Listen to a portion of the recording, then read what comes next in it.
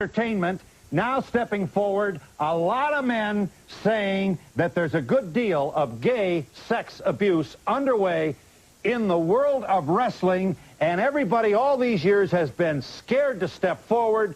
Now come forward a number of people to say, because I wouldn't have sex with another guy in the game, I couldn't get promoted, including three, honestly, some...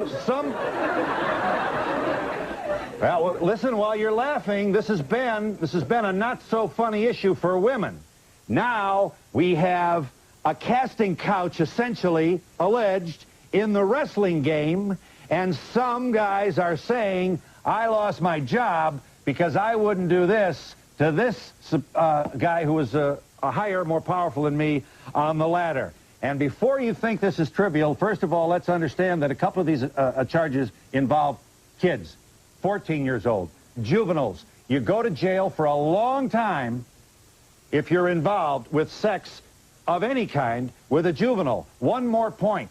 The Wrestling Federation, you know how you tee-hee, ha-ha, what a joke, hoo-hoo, $1.7 billion in 1990. That's more revenue that has been generated by the NFL. So while you're laughing, somebody is whistling all the way to the bank. We have three people who used to be in the wrestling game who are going to tell you that they indeed encountered people who wanted sexual favors, and they were professionally penalized when they said no. And if you think the WWF is hiding behind lawyers, here is the head of that organization, who has accepted, incidentally, recently, resignations from two executives who stand accused of gay sexual harassment. He'll have a prepared statement. First, let's get the charges underway here. Gentlemen, Murray Hodgson, hired by Vince McMahon, here on my left, for the TV job. You were the commentator. And then fired 2 months later. What happened? Can you specifically, and without taking us around the world, tell us, what is it that happened to you? I wouldn't sleep with the vice president of operations, so they fired me. Is the vice president of operations one of those who resigned? Yes, he is. And do you want to name him? I don't think that'd be necessary.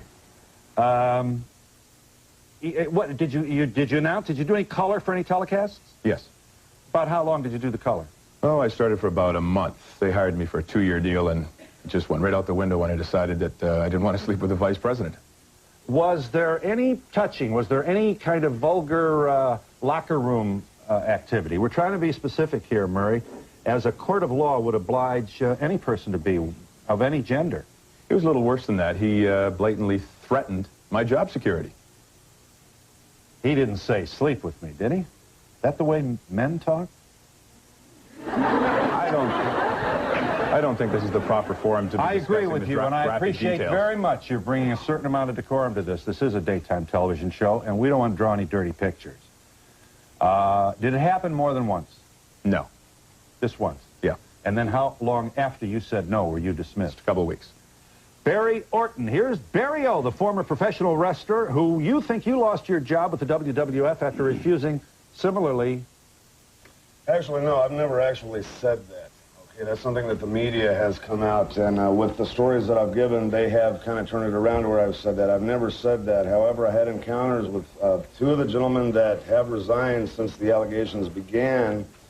And these incidents, of course, happened in 1978, which is a long time ago. However, the impact and the gravity of the situations are very severe. And, you know, if they were behaving that way then, and, you know, they would be behaving that way now, I would expect. No laugh here. You accuse an executive of grabbing your crotch, legs, and chest, and wouldn't stop. Yeah, well, I was in between the two of them in the back seat of a car on a trip. You were in the center. Right. And you thought it to be a place where a junior guy has to sit. Pretty much, This would be early 80s? This was 1978. 78. Right. So this is before the billion-dollar Wrestling Mania pay TV Hulk Hogan yes. era.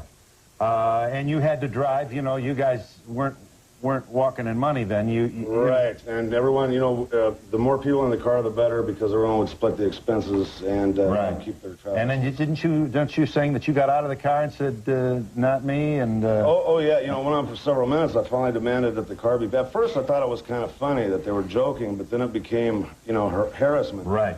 Barry, it would be hard for a jury to feel a whole lot of sympathy for a guy of your size, you know what I mean? A helpless woman you're not.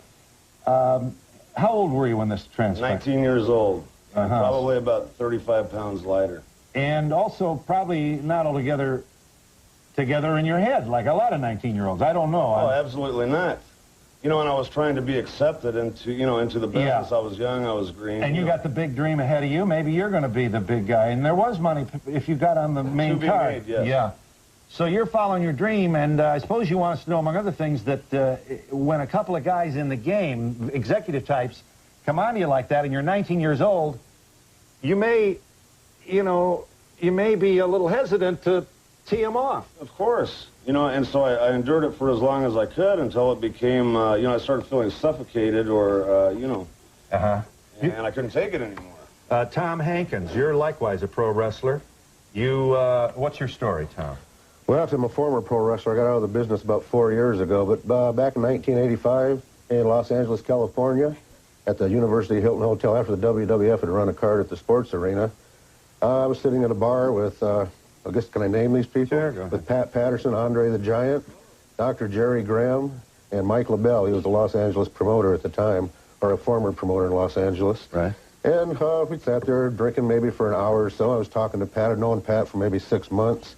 I knew he was gay, but, you know, it didn't matter to me if he was gay or not. And I knew he was actually kind of running the shows in L.A. at the time. I don't believe he was in position as the booker yet. And I asked him... Let me interrupt to say that he is one of the executives who has resigned. Right. Very good, sir. And I asked him what was the chance of using me to do jobs, which means I was a loser. I'm not real big. I never made a lot of money in the business. I didn't really expect to go in the WWF, make a lot of money.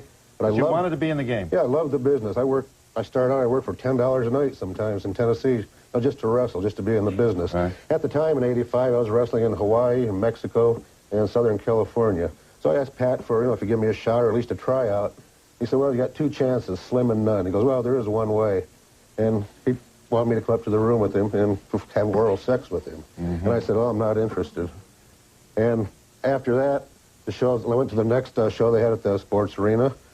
Went down to the dressing room where they'd always let me, you know, I was in the dressing room, friends with a lot of the other wrestlers there. And Pat had me physically thrown out after that, acted like he didn't know me. Right. What brings you forward now, gentlemen? Actually, I came forward because when Vince said Barry's charges were ridiculous, it was just, I knew it was something that went on in the business, and anybody in this business really knew about it, knew what was going on with Patterson. So this is like this is a feature of this culture that has been underway for a long time. And because it often involves near jobless, vulnerable young males who wanted to be either in the game or on the card, they'd back up and nobody wanted to blow any whistles. And I think, if I may, this also should be said, you didn't get a lot of press scrutiny. Nobody took you seriously anyway. Mainstream sports press today doesn't.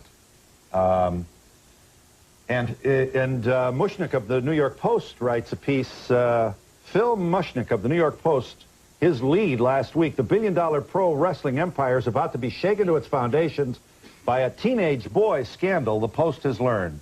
All right, here's part of the story then, and Mr. McMahon, sir, you are the boss. You are what we would call in my neighborhood, when we were growing up, a successful big shot.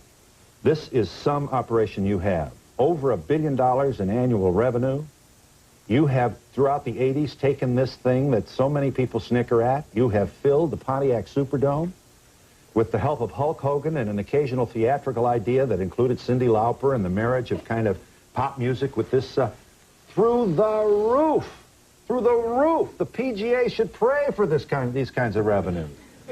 And now, here you are being accused, Mr. McMahon, of presiding over an organization that looked the other way while these sex harassment charges were being, sex harassment activity was taking place. Sir, you wanted to say. We've never looked the other way.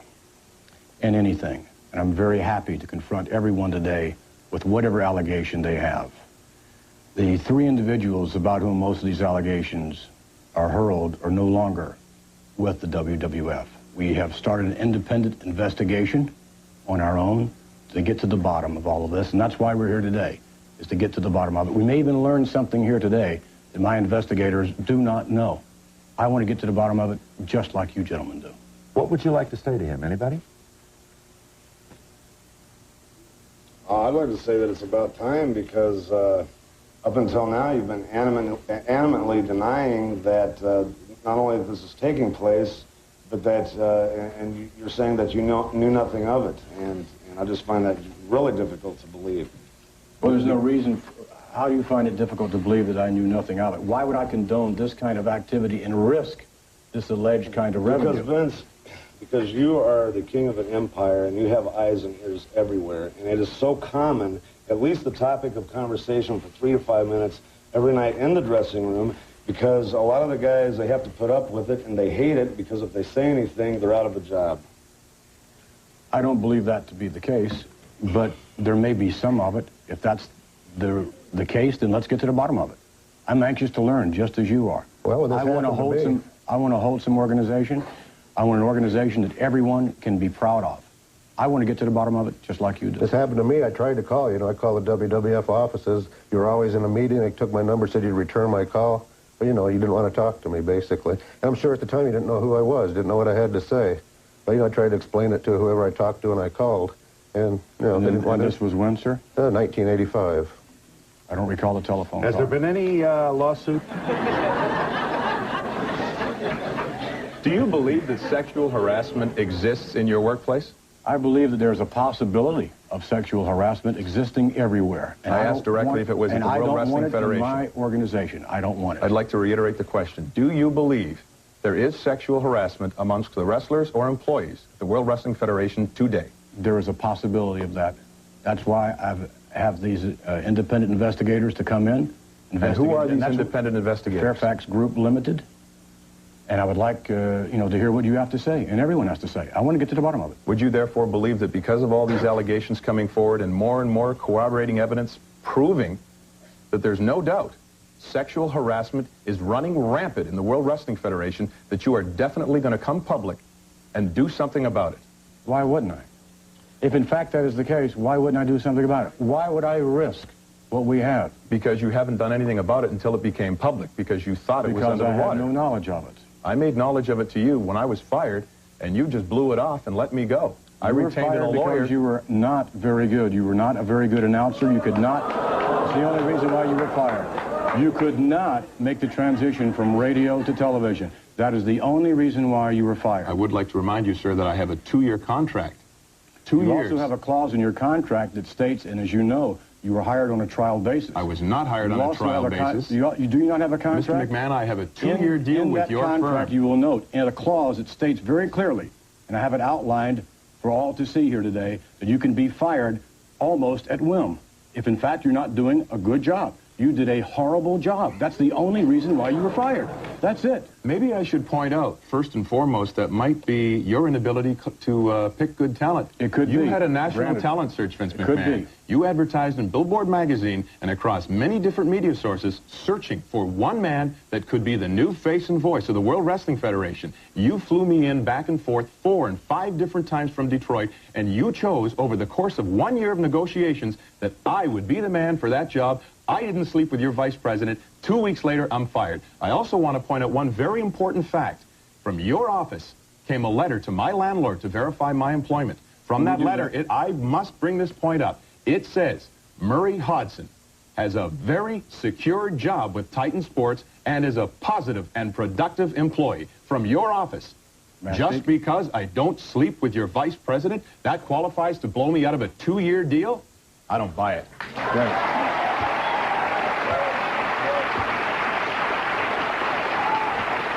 Well,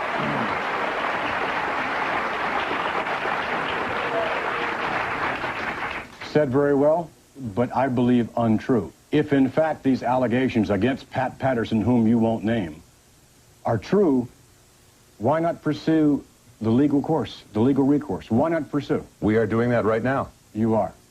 And you are aware that you waited 6 months after you were let go to bring these homosexual charges against Pat Patterson. 6 months you waited. Why? September 14th. If in fact you were fired on the spot, if you were fired for incompetence, all right, why didn't you say right then, why didn't you say, hey, look, Vince, your vice president made a pass at me. You never told me that. No one had any knowledge. Human Resources had no knowledge of that. Rene Dubose was waiting to hear your story. Why did you wait 6 months? You asked me for $160,000 today, otherwise you were coming on this program. I'm happy you're on this program. Mr. McMahon, do not try to deflect the truth here. First and foremost... What are you asking for? How much money have you asked for? I have never asked for any amount of money from you. You have tried to buy me off to shut up so I wouldn't come forward and tell of these allegations that's running through the World Wrestling Federation. Your attorney should be consulted.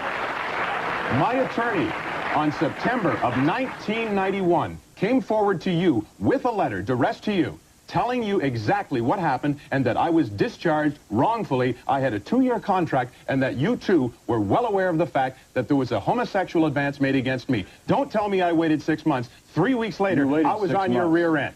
3 months later? 6 weeks later. No. The only reason we waited a little longer was because you continued to try to negotiate to buy me out, and I wouldn't allow it. The fact of the matter is, if you look into this man's past, the fact of the matter, if you look into your I don't think we should bring up the past. I guess not. The issue at hand here, Mr. McMahon, is one thing and one thing only. You addressed on Larry King Live Friday on CNN. You went on and you said that I never worked for the World Bodybuilding Federation. I am on a video that is sold around worldwide. True, your my voice. So you told the country that I didn't work for the World Wrestling Federation. You say you were a freelance and you were hired. Well, of course not. Right. But you weren't. Second of all, you said you fired me. You didn't fire me. John Filippelli not only gave me the letter, but he also fired me. John felt so bad that I was being released that he allowed me to stay at his house if I wanted to and be with his family until I could find further place to live. And that's, my friend, speaks to all of the good deeds and good people throughout the World Wrestling Federation. We're talking about 3 people here. We're talking about 3 people, and only 3 people that have brought these allegations against. We're not talking about the 300. We're not talking about all of the wrestlers and things of that nature. Let's keep some balance here. Let me make the point that this very important conflict transpires at a time that the all-time star of the wrestling game, Hulk Hogan, felt obliged to go on the Arsenio Hall show to say, I do not use steroids, only to be followed by a number of... I don't believe you said that, Phil, if I can... well, he said I used it, what, 3 times He did admit to steroid usage.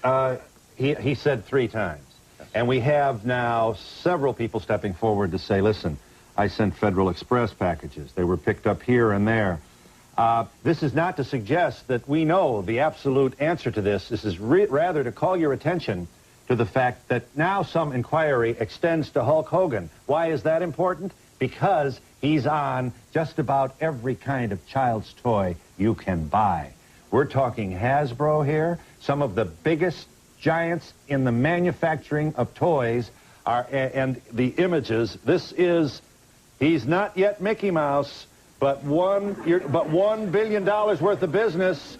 How much at risk is this, and how much will the steroid controversy find its way onto the front pages or the sports pages of our newspapers? An establishment that, as we have said, has largely ignored any kind of probe of the wrestling game. We'll talk with journalists who have probed it in just a moment.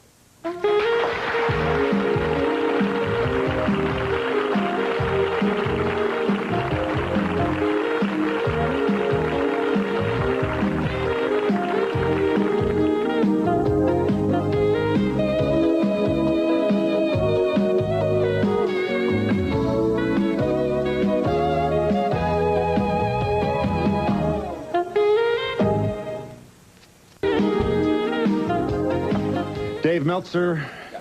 Dave, you're an editor of the Wrestling Observer, which is what, the New York Times of Wrestling? Oh, I wouldn't say that, but... All right, well, you might as well if I say... John Arezzi is a talk show host, a wrestling program at WEVD-AM. You guys will agree that the mainstream folks really haven't had a whole lot of time for any kind of probe or serious attention to wrestling. Isn't that so?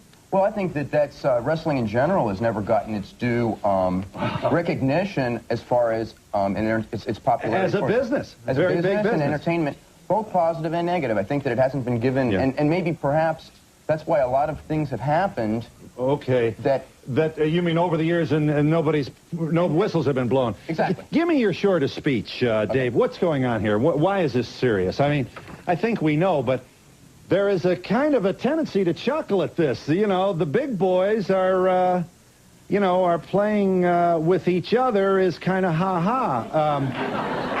And it isn't. It's not at all, no. Well, tell them why. Tell them why this is important. There's so many different issues here, and the as far as like a criminal thing, I think hopefully everybody in this panel wants just the truth to come out, and I don't know what the truth is. We all hear different versions of a story, and we just want to hear the truth. Very good. So that's fine. John, what would you add to that? Same question. Well, the mainstream media pretty much has ignored the entire situation. They really just started jumping on it last year with allegations of steroid abuse in the World Wrestling Federation, and now they've really come alive.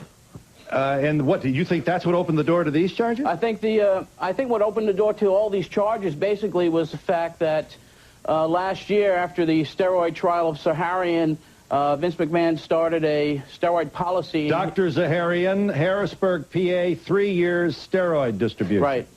Yeah. And after that trial, Mr. McMahon started a steroid policy, and during that press conference, he did not invite the wrestling media.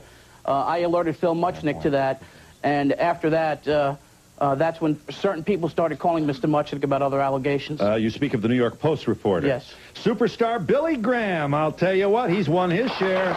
Former pro wrestling champ. Hey, baby. Oh, they still love you, Billy. Don't tell them I had to give you a shot before the show, right in the mouth because you were disobeying my orders. Former, hey, what's not so funny, Billy? Tell them.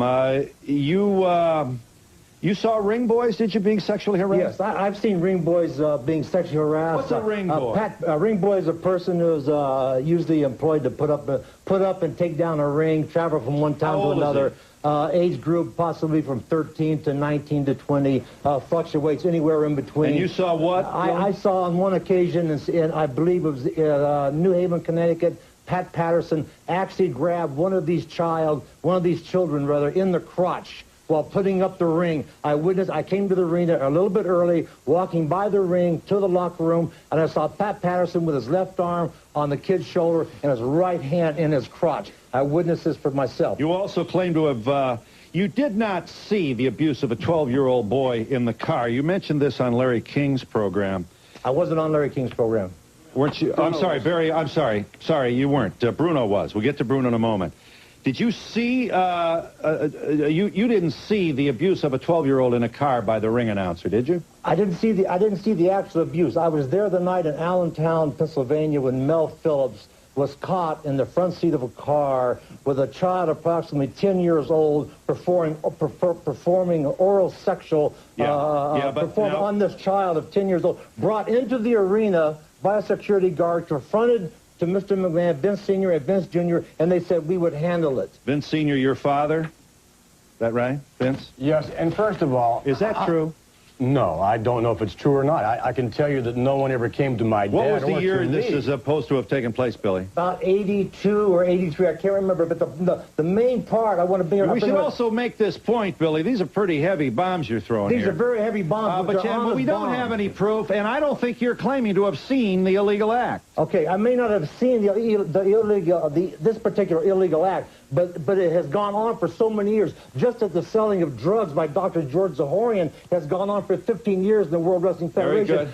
Witnessed and condoned by Vince McMahon, you see, and condoned by him sitting this close to Dr. Zahorian while he sold steroids, while he sold barbiturates, downers and uppers to every wrestler who wanted them. You see, what I'm trying to say is the man could condone this, so he also condoned the homosexuality. He put up with the drug selling, and he put up with the homosexuality. Identify the cast of characters here. You mentioned Mal Phillips. He is another of the executives who has resigned. I don't believe he was an actual executive. He was a ring announcer. Was he not? Has he not resigned from the WWF? I believe he has resigned or been fired. I don't know which. Is he not one of the people who has He's one of those who is stepped down alleged, yes. following the publicity about this. Yes. Nobody's been proven guilty. We should get that point. You're denying you recall anything like this, looking the other way. Not only that, the thing of it is, why not speak up? If I saw something like that, I'd call the authorities. That's what you would do. Well, a 10-year-old boy, you'd call the authorities. Come on. You're not going to let somebody like that get away with that. Please, you know what? You know why? Why didn't you? Why didn't you speak up? Why didn't you speak up when you allowed Dr. George Zahorian to sell barbiturates that almost killed Rick McGraw? They were in his bloodstream when he died, along with all the. Billy, we're all smarter now about steroids. But wait a minute. Barbiturates, steroids, plus hardcore drugs that I had 3 overdoses with myself from Dr. Zahorian's drugs. And I tell you one thing, if my wife would have had a gun, she flushed half the drugs down the toilet. And if my wife sitting right there would have had a gun, she would have killed Dr. Zahorian. And she said if she would have had a chance, she would have killed Vince McMahon because he permitted it to happen. Yeah, but you took him too, didn't you? I was addicted because of the accessibility. Yeah, well, you must have been a real crank when you were on him, too, weren't you? I mean, weren't you? I mean, doesn't it affect your personality? I don't want to put words in your mouth. You're addicted. You're addicted. But you're also crabby and easy to anger, aren't you? Doesn't it? Alter behavior and emotional... And... Not if you're sedated. Not if you have barbiturates and you have Placido. Could you compete and survive and be a top card person in the 80s in the wrestling game without taking steroids? Be honest. No, not you would have to take steroids in Vince McMahon's World Wrestling Federation to be on top. Because it made you bigger, you look better in the poster. And that's the market. That's the market. We'll be back in just a moment.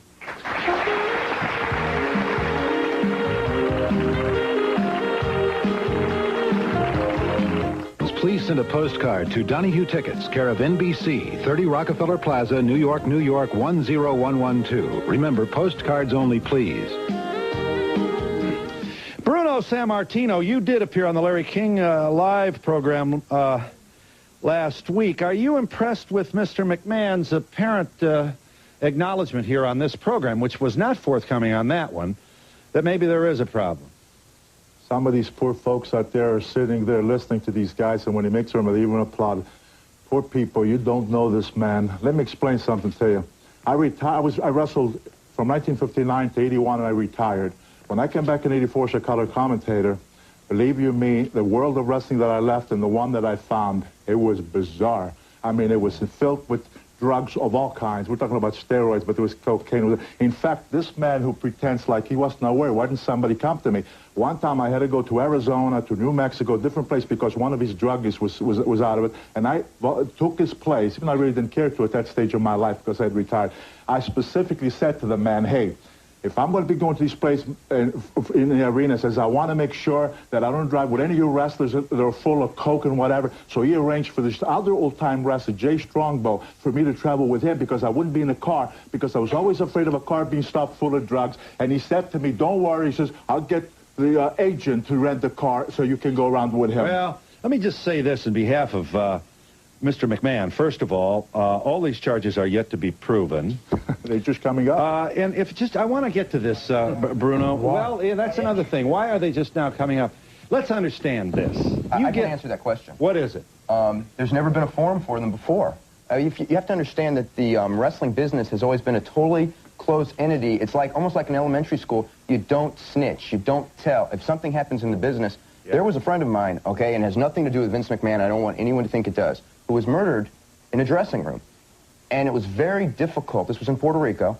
And it was very difficult for the wrestlers, even in the murder, to go to the police the next day and tell the truth. It took one of the guys who was a friend of the guys, says, we've got to go tell the truth. And there was so much pressure on telling that, that you don't snitch. I get it. But this point has to be made.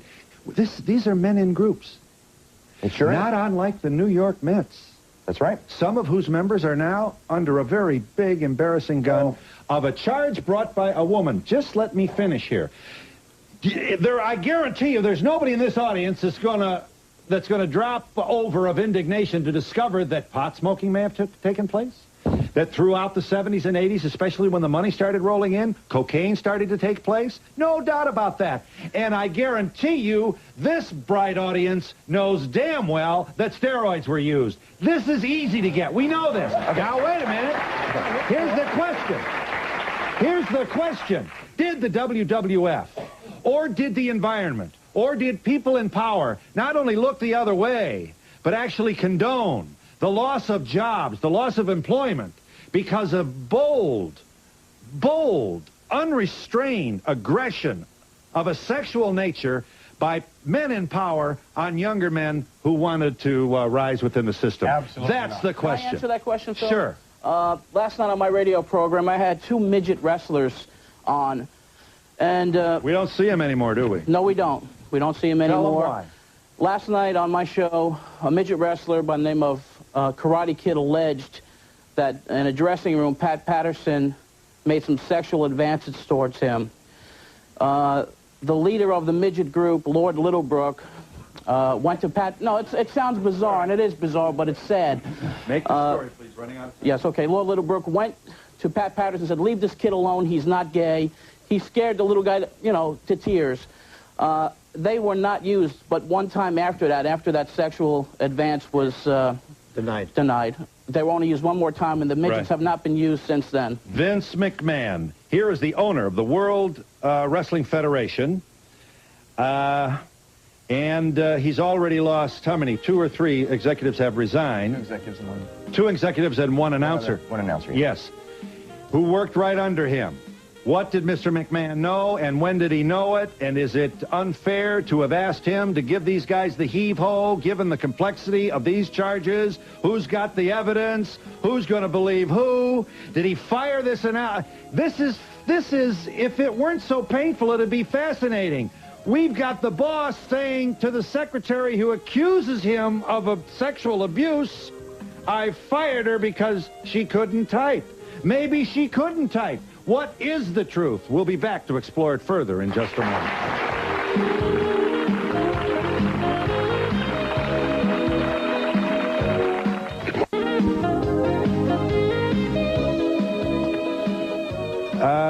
Here are just some scenes from what it is that is mesmerizing millions of Americans, a lot of them young people.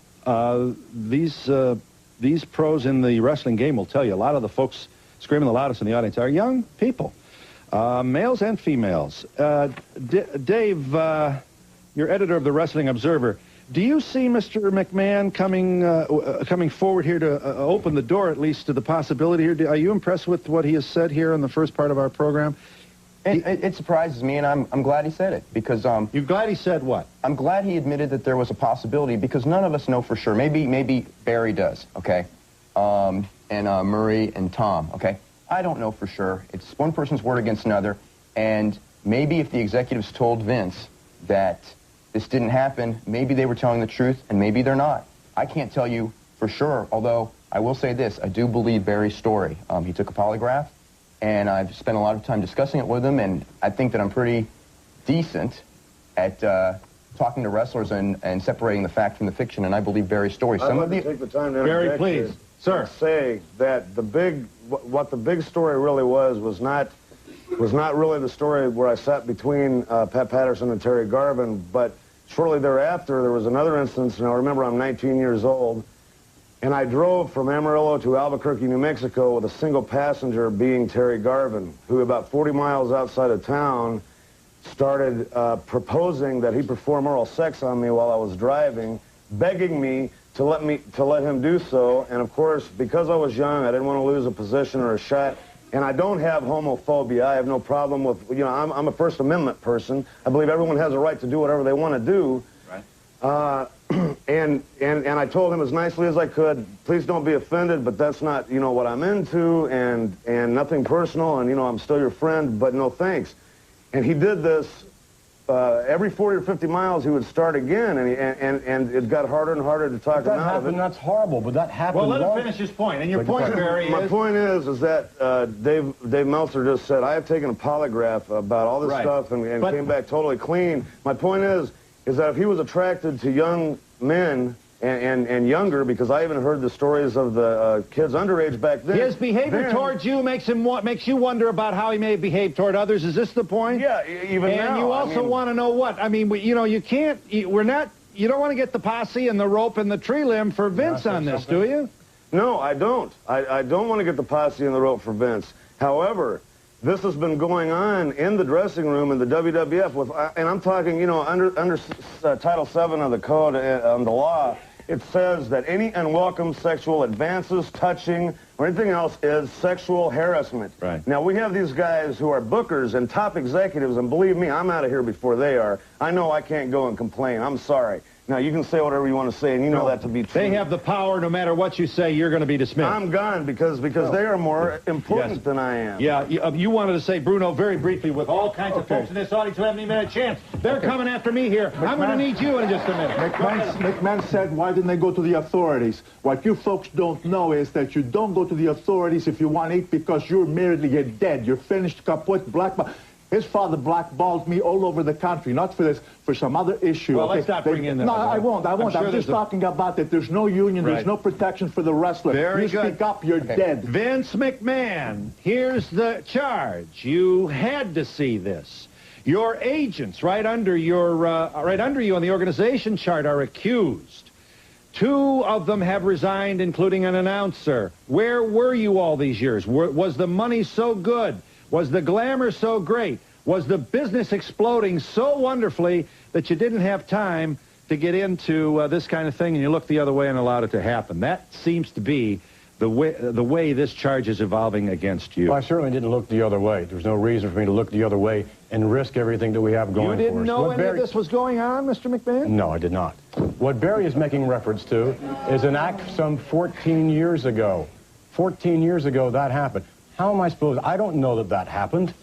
This is the first time hearing of it on the show the other day. Yeah. Do you believe it? It could very well have happened. And to that extent, if in fact it did happen, again, those individuals whom these allegations are being brought against are no longer with me. I don't know what else more I can do other than to garner as much information as I possibly can to see that if in fact some of this was going on, that it doesn't happen again. You know, we're always going to have wrestling. The question is, how threatened now is this empire with the accusations of steroid abuse and now a gay sexual harassment? Because if you don't convince, obviously this is, I'm not suggesting, I'm telling you something you already don't know. If you don't fix this, you're not going to be able to give these tickets away. No question about it. And we'll be back in a moment.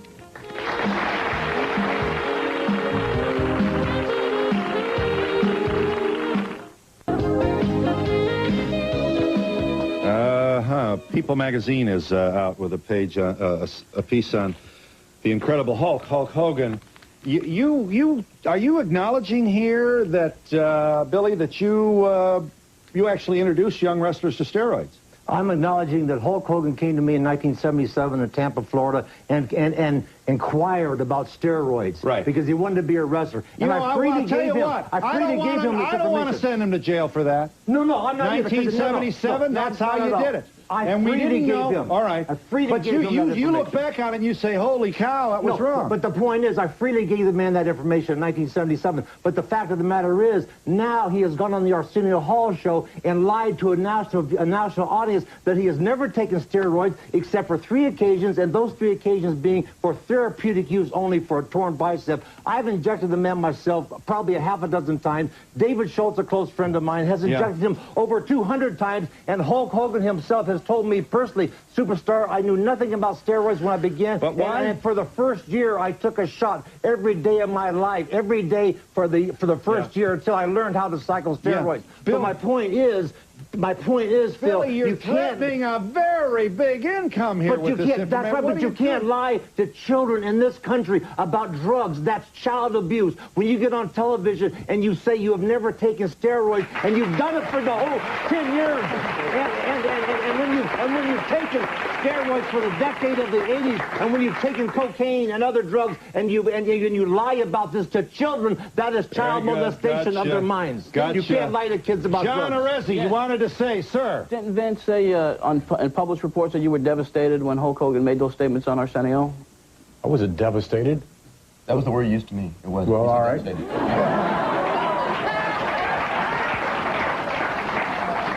It was in the I don't recall using the word devastated. Hulk Hulk Hogan, I think, told the truth. The question is, as far as the media is concerned, is whether or not he told the whole truth. I don't believe the truth. And let me just say this. Three times is not the truth. Okay, first of all, let me say this. That as you readily would recognize, Superstar, as you started this whole steroid phenomenon in undoubtedly professional wrestling, it seems to me that we're losing sight of the fact that steroids were legal at the time. I mean, it was just as legal. Not in some states they were, and they were not legal in Florida. Okay, federal. But they were legal in Florida. The issue is, if you ask me, they're not legal now. And lie. Okay. The children are taking the steroids. And that's why we instituted our steroid testing if you program ask me, and nobody has, I don't want to string up a guy who took this football, wrestling, whatever, in the 70s or 80s before the sunshine started to come down on us about the terrible side effects of this drug. We need the side Your point about your accusation that he lied is a different hello. Hi, to the three men on the end who lost their jobs, how many people in the World Wrestling Federation today are performing sexual favors to keep their jobs? Well, today, I would have to say I don't know because the two main culprits, I guess, have resigned and stepped down. When you were working there, percentage-wise? Well, percentage-wise, I can't really say like 30%, 50%. I know of at least one person that was there from beginning till end. If you're not... Hi, are you there, caller? Briefly, you had to say. Yes, I have a question for Mr. McMahon concerning all those executives resigning. Don't you find it strange that all those accused have resigned? Why did you accept their resignations? And wasn't indeed Mel Phillips suspended? Yes, you have one individual who's suspended who was not technically an employee, although he worked with us almost every day. And you have two executives who have resigned, and we've accepted their resignation. Yeah. You talk about child abuse, but if you saw or had knowledge of a child, a young person... Should have blown the whistle right away. Because you're... Okay, I've got to understand something. I like to speak up. You got to understand something. You have to understand the wrestling By coming forward right now, I'm done, man. I'll never wrestle ever again under any circumstances. I am done. But when you have a family to support and you're talking about your livelihood, throwing it out the window. Yourself, but that man said he saw a child being abused. If that's true, No, I said when you lie to children, when you lie to children, that is child abuse. That was my point. Bruno, you wanted to say. I wanted to tell that young lady, please, they were reported. We told you the parking lot incident. When it was reported to them, they said, well, what they do in their own time. They didn't care. Don't you understand that? They didn't care. First of all, I think that it's a shame that 6 of the people on the panel, with the exception of Mr. Meltzer, are sitting there accusing Mr. McMahon, who so far has done nothing wrong. Mr. O, I know you've been in jail. Mr. Samurtino, your son was fired under very suspicious circumstances. How can you sit here and accuse Mr. McMahon out of personal vendettas? None of that has any You don't know what you're talking about, Sonny. When you grow up, maybe you'll understand a little bit. I'm just wondering why people go into wrestling in the first place. Money. I mean, they know it's not a pure art form. Even just looking at wrestling, you can see that it's tacky and it looks... People love this. But you can tell it's sleazy just by looking at it. A lot of people love professional wrestling. Here. I got a break. Are you there, caller? Yes. I can't talk to you. Well, hang on. Maybe I'll get you in. We'll be back in a moment.